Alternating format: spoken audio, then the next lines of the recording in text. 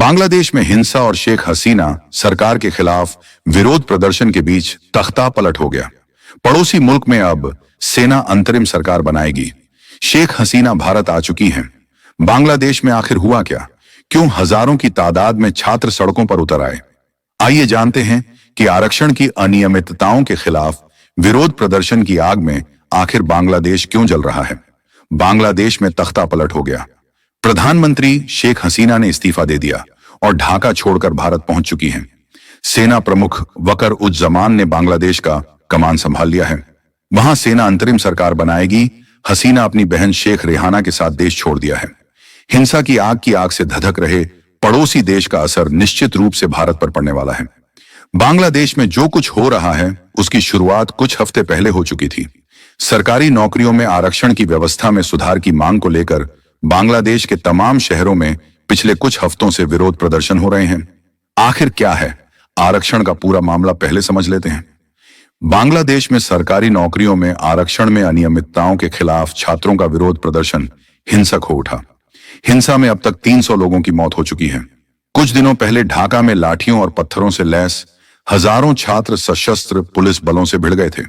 प्रदर्शन को दबाने के लिए कई स्थानों पर मोबाइल इंटरनेट सेवाएं बंद कर दी गई थीं। प्रधानमंत्री शेख हसीना ने कहा कि विरोध प्रदर्शन छात्रों द्वारा नहीं बल्कि आतंकवादियों द्वारा आयोजित किया जा रहा है जो देश को अस्थिर करना चाहते हैं। उन्होंने छात्रों से भी कहा कि वे उनसे बातचीत करें और विरोध प्रदर्शन न करें। सबसे बड़ा सवाल है कि आखिर छात्रों की सरकार से क्या डिमांड है और बांग्लादेश में सरकारी नौकरियों को लेकर आरक्षण का क्या कानून है। दरअसल बांग्लादेश में आरक्षण प्रणाली के तहत 56% सरकारी नौकरियां आरक्षित हैं। इनमें से 30% आरक्षण साल 1971 के मुक्ति संग्राम के स्वतंत्रता सेनानियों के वंशजों के लिए रिजर्व है। वहीं 10% आरक्षण पिछड़े प्रशासनिक जिलों के लिए और 10% महिलाओं के लिए आरक्षण रिजर्व है। इसके अलावा 5% आरक्षण जातीय अल्पसंख्यक समूहों के लिए और 1% दिव्यांग लोगों के लिए रिजर्व है। इन सभी आरक्षण प्रणालियों में से विवाद उस 30% आरक्षण को लेकर है जो स्वतंत्रता सेनानियों के वंशजों को दिए जा रहे हैं। मीडिया रिपोर्ट्स के मुताबिक छात्रों का कहना है कि सरकार उन लोगों को आरक्षण देने के पक्ष में है जो शेख हसीना की सरकार का समर्थन करते हैं। छात्रों का आरोप है कि मेरिट के आधार पर सरकारी नौकरियां नहीं दी जा रही हैं। वर्तमान सेना प्रमुख वकर उज जमान ने भी शनिवार को अधिकारियों को एक अस्पष्ट बयान देते हुए कहा कि सेना हमेशा लोगों के साथ खड़ी है। बता दें कि विरोध प्रदर्शन शुरू होने के बाद से कम 11,000 लोग गिरफ्तार किए गए हैं। शेख हसीना ने सोमवार को प्रधानमंत्री पद से इस्तीफा दे दिया और देश छोड़ दिया।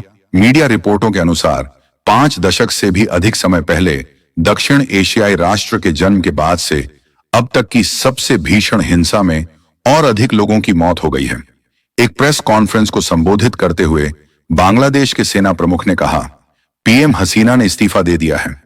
देश को चलाने के लिए अंतरिम सरकार बनाई गई है। हम देश में शांति वापस लाएंगे। हम नागरिकों से हिंसा रोकने के लिए कहते हैं। हम पिछले कुछ हफ्तों में हुई सभी हत्याओं की जांच करेंगे। भारत बांग्लादेश सीमा पर हाई अलर्ट घोषित कर दिया गया है तथा सुरक्षा की समीक्षा के लिए बीएसएफ महानिदेशक मौके पर पहुंच गए हैं।